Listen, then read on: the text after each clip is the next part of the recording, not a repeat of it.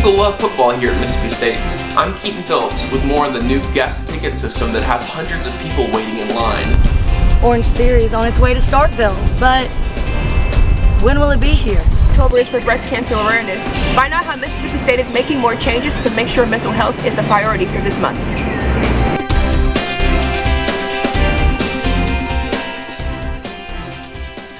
Welcome to Take 30 News. Football is a big part of the culture here at Mississippi State. However, the new system for buying guest tickets is testing even the most devoted Bulldog fans. Take 30's Keaton Phillips joins us now. Keaton, what seems to be the problem? The time it takes to get a ticket and the seat you find yourself in once you get one. You may or may not be aware of the new system for bringing a guest ticket to the football game. It officially started this year and has over 100 MSU students waiting in line for tickets most weeks. Students want to show their friends what it's like to experience a football game at Davis Wade Stadium. The system used to be simple enough. You would go online and buy a ticket that would let your friend into the student section with you, but this year brought a completely new system for student guest tickets. The prices are the same as they were in previous years, ranging from $30 to $75 depending on the level of the opponent. That's where the similarities end, however. Instead of buying online, now you have to physically purchase them at the Bryan Building on campus. And instead of the ticket letting your friends sit with you in the student section, it actually lets you sit with them in section 313, which still has a good view, but these seats tend to be cheaper tickets. Some students miss certain aspects of the old system. I don't like having to actually miss class because due to going to the building, I had to miss 2 classes. Getting them online was a lot better than literally standing out there because I was there at 6:30 in the morning and it was a 3-hour process rather than being in class and it being a 20-minute process. When the student guest tickets went on sale for the Florida game, they sold the entire allotment of 134 tickets, and dozens of people who didn't get there in time were turned away. Some students, however, actually prefer the new system of physically standing in a line as opposed to buying the tickets online. I like it better because you don't have to worry about your computer crashing, losing your spot in line because the page refreshes like you do with parking passes.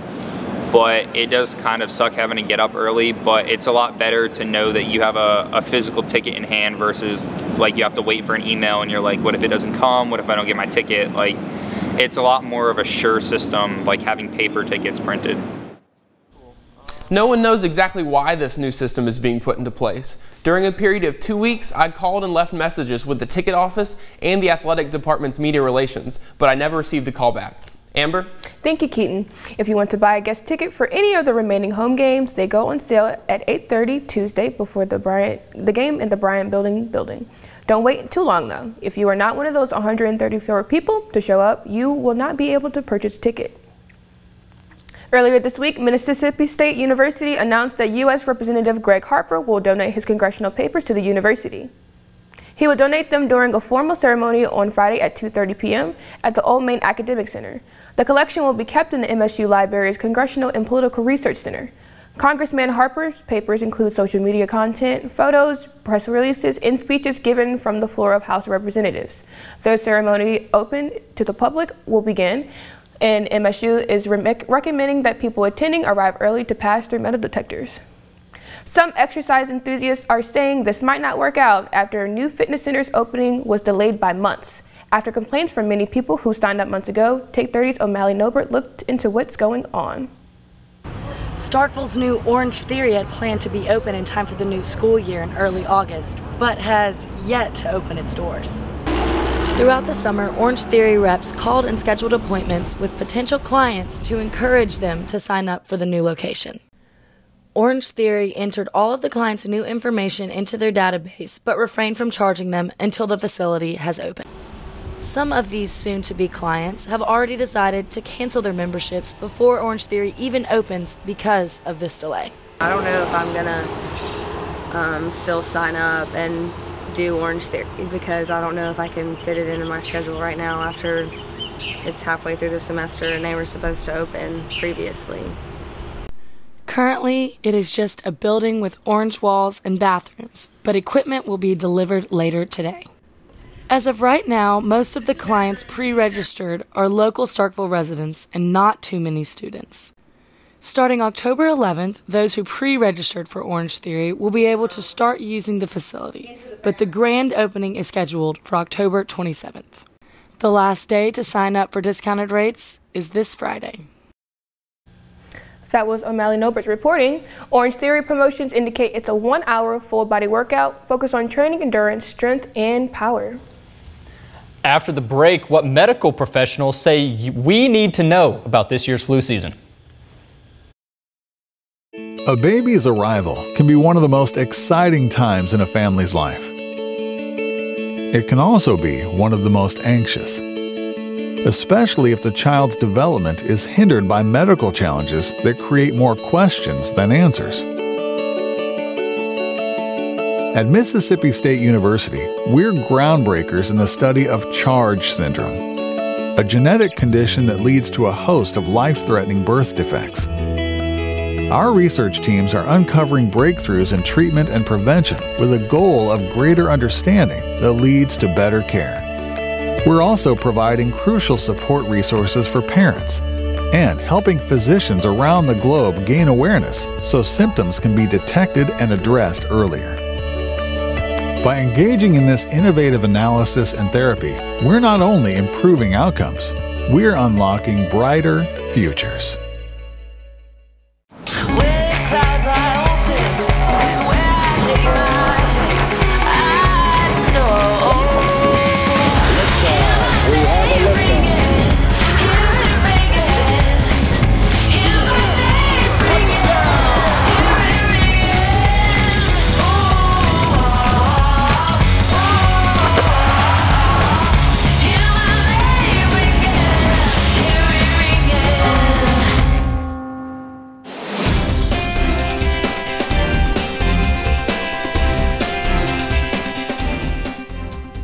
Welcome back.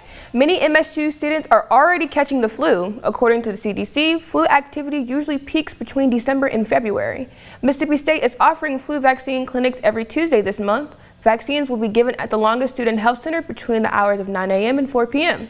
Only health insurance will be accepted as payment, so students are encouraged to bring their insurance cards. It's Breast Cancer Awareness Month, and one on-campus group is doing all they can to help save lives.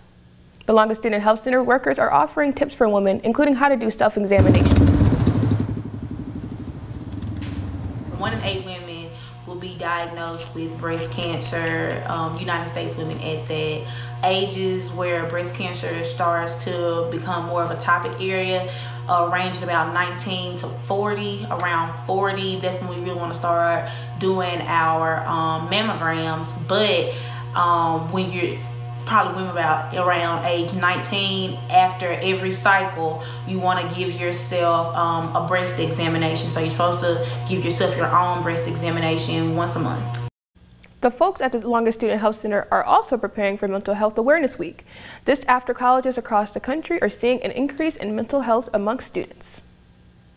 On just a daily basis, like I said, for me, sometimes it's hard for me to want to get up and get out of bed, so I have to extra hammer home and force myself to get up. Naeem Smith, a senior studying biological science from Memphis, Tennessee, struggles with anxiety and depression.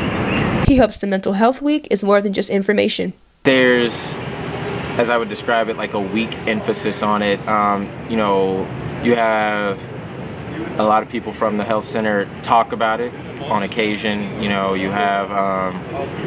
have some teachers in classes that talk about it, but nobody ever really, I feel like they don't really do as much outreach as they should. And I feel like there's also a few barriers that need to be broken down. The Longest Student Health Center administration has prepared for Mental Health Week, October 8th through the 15th. Though details are still vague, MSU's Dr. Christina Gladney, Health and Wellness Center Coordinator, planned informational events for the week to take place on the drill field or in the Culver Student Union. They'll most likely use the space in the doghouse where students regularly go to relieve stress. No matter the week, it'll resonate with those affected by mental health issues in their student audience. Naeem has seen mental health do its worst to those close to him, losing 2 friends who let the internal battles get the best of them. I've certainly lost friends to suicide. It's been about 6 months. I lost a friend. We lost contact after high school, but We were always good friends. Students can always seek help on a regular basis here in Hathorne Hall in the Student Counseling Center, or make their way to the Longest Health Center. MSU will continue their awareness month with National Collegiate Alcohol Awareness Week starting October 19th. Up next on Take 30 News, a big change is in store for Mississippi State teachers and students. What the university wants you to know.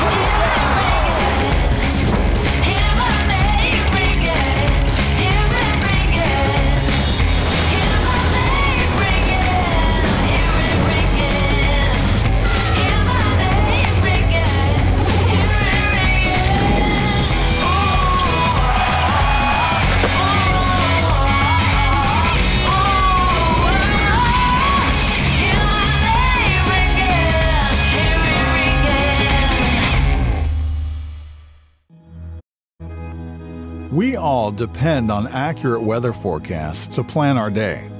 That's why Mississippi State University is teaching students to forecast the future using real-world news sets as classrooms, putting scientific discoveries in meteorology to the test, while honing on-air reporting skills real-time with local TV stations.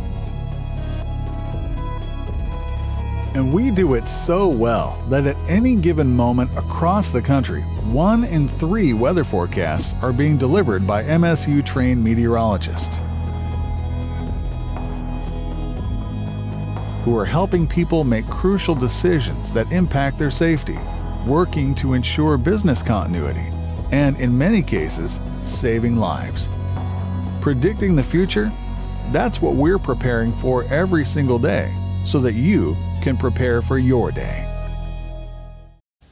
Change is coming from Mississippi State's instructors and students. Blackboard is being replaced, but training is still in progress. Starting in the spring of 2019, Blackboard, or My Courses, is being replaced by Canvas. Canvas is the new learning management system for the university. Canvas claims to be user-friendly for teachers and students. It allows teachers to be more engaged and offer multimedia content for students. Some professors are already using the system. I think the big difference is Canvas seems to be much more intuitive. It's easier to use. The information is all there. Some of the things with mine I've enjoyed is that you can see everything if you want to, or you can click something and hide different modules. And it's just simple. If you missed the training opportunities, don't worry. You can visit this website for more information, tinyurl.com/MSU Canvas. 2018 marks its largest enrollment in school history at MSU. A record of 22,201 students arrived this fall. That is 318 more than last year. In a statement, the university said that President Mark Keenum's top priority of student growth has broken records for the past 5 consecutive years. A tough loss for the Bulldogs this weekend, but how did MSU fans respond? We've got it coming up. Take 30 Sports is next.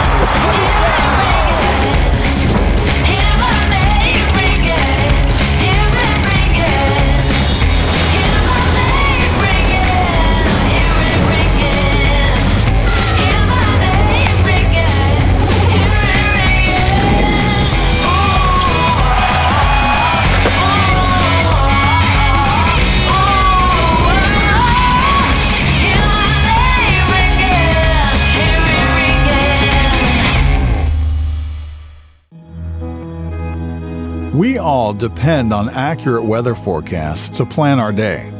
That's why Mississippi State University is teaching students to forecast the future using real-world news sets as classrooms, putting scientific discoveries in meteorology to the test, while honing on-air reporting skills real-time with local TV stations. And we do it so well that at any given moment across the country, 1 in 3 weather forecasts are being delivered by MSU-trained meteorologists who are helping people make crucial decisions that impact their safety, working to ensure business continuity, and in many cases, saving lives. Predicting the future? That's what we're preparing for every single day so that you can prepare for your day.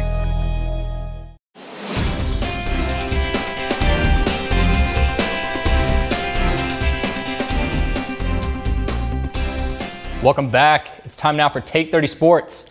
A University of Georgia baseball player has been dismissed from the team after yelling racial slurs reportedly directed to quarterback Justin Fields during the Georgia-Tennessee football game last week.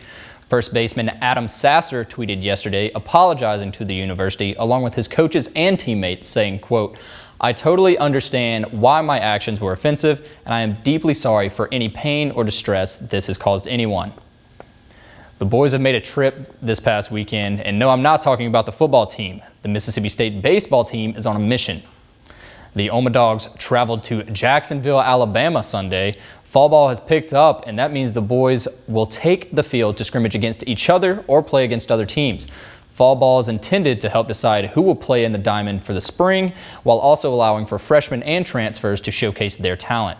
The boys are back on a mission to hopefully make it back to the College World Series. Class is really good. They're just ranked 5th in the country. Got a bunch of draft prospects that came in, a bunch of JUCO guys that throw really hard, can swing the bat. Overall camaraderie of the team is great, and I think you can find the Bulldogs in Omaha again. The Diamond Dogs won the game, and fans say that is a good sign of things to come for new head coach Chris Lamanis. Bulldog Bash took place last weekend. It brought thousands of fans to MSU to celebrate and cheer on the Dogs as they took on Florida. The weekend started with All-American Rejects performing live in downtown Starkville. Saturday morning, fans lined up to cheer on and be part of SEC Nation, and that started at 7:30 in the morning in the Junction. The Bulldogs, led by Coach Joe Moorheads, ended up falling to Dan Mullen's new Florida team with a final score of 13-6. I didn't expect the concert to be as good as it was. I didn't expect to see so many friends as far as like alumni, as far as people who went to the school and coming back. It was a really great time, man. I ain't gonna lie. I don't listen to like other people's music, but I had a great time. I enjoyed myself, and I can't wait for Bulldog Bash again, man. Bulldog Bash 2019 will be held again next football season. The university has not yet released a date for that, though. MSU had their second consecutive loss last weekend after being defeated by the University of Florida 13-6. The Bulldogs have only scored 1 touchdown in the last 2 games. Fans were quick to take their frustrations out on Twitter. Many blamed the loss on the offense and Nick Fitzgerald. Michael Bratton put Mississippi State last in his SEC rankings on Twitter after the game. Take a look at this response from a fan actually saying he still has Mississippi State ranked too high. Not all responses were negative, however. Running back Kylan Hill tweeted his support of his team on Monday, promising to give everything he's got. Some people even tweeted their optimism about the upcoming game this weekend. The Bulldogs will face the Auburn Tigers at Davis Wade Stadium Saturday at 6:30. After Florida's victory Saturday night, their equipment truck caught fire on the way back to Gainesville. According to the driver, a rear tire blew out, creating sparks that started the fire. Thanks to a small fire extinguisher in the cab, he was able to save several cameras and electronic equipment. Other equipment was not so lucky, however, as helmets, shoulder pads, medical gear, and clothing were all damaged. Jeff McGrew, the team's equipment manager, said that his staff is working to replace everything before the Gators face LSU this weekend. On Monday, MSU Volleyball's Paige Shaw won the SEC Co-Freshman of the Week title. In the team's 5-set victory against Auburn last week, Shaw came out with 18 kills and 4 blocks for a total of 22 points. The Lady Bulldogs are taking on Kentucky at home tomorrow night at 7 p.m. The number 25 Lady Bulldogs soccer team is in Nashville Saturday, facing number 19 Vanderbilt. The team is still looking for their first SEC win as a ranked team, and a win tonight will solidify MSU soccer programs in their first 10-win season since 2001. Then the Bulldogs will return home for a matchup against Alabama this Sunday. Game time is set for 1 p.m. Coming up, today is a very special holiday. Find out what it is after the break. You're watching Take 30 News.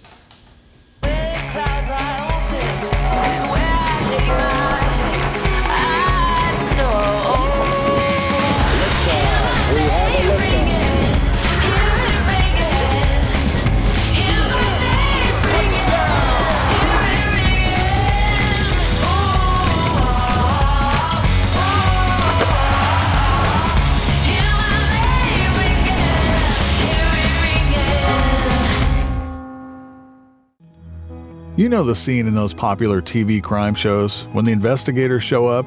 The one where they scratch their heads while trying to figure out who committed the homicide and when?